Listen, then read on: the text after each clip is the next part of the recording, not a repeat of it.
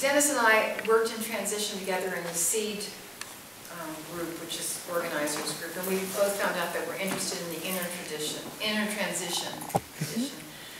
And I shared a book that I had written about death and dying. He shared Easy Death with me. And that was such a wonderful book.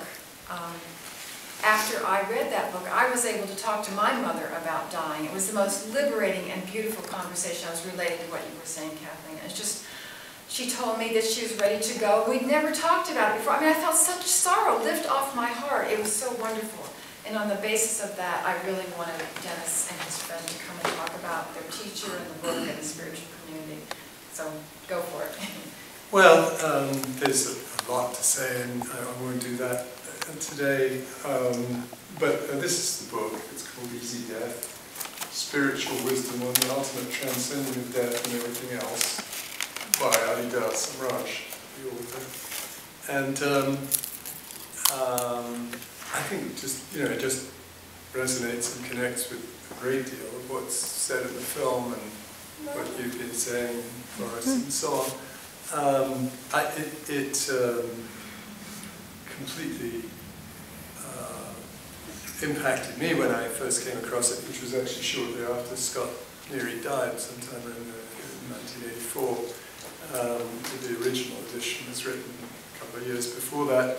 And the first sentence in the book is, "Death is utterly acceptable to consciousness and life." And when I read that, it was so backwards to what I had, been trained and kind of learned in my life. And, there are many different kinds of deaths. And the first one I really encountered was my grandmother when I was 19, and it was somebody I loved very deeply, and but it was a kind of much more like an unfortunate Western death where she had a heart attack, and the family didn't even tell. I was 19, but they didn't tell the children that she was having heart trouble. So it was just one day, a phone call at college, she's dead, and and then you get together, and 19, you're kind of a child man, and it was sad enough that the funeral and so on.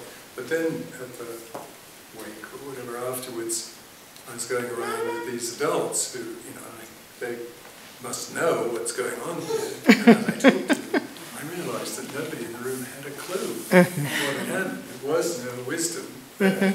And there was a few platitudes, and and the best advice you got was have another scotch. Which that didn't help some,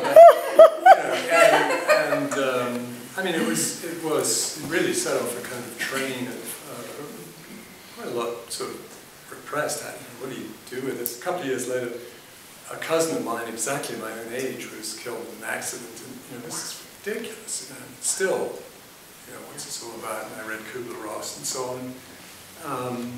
But it was when I came to this book that I really encountered a breadth of wisdom about what comes up to the situation of death, and a great deal of practical information about it, and a lot about what actually goes on afterwards. And so, just to mention the other thing, I mean, within our community we have a couple of different, there's a kind of an Easy Death group that Judy Wendling here heads up.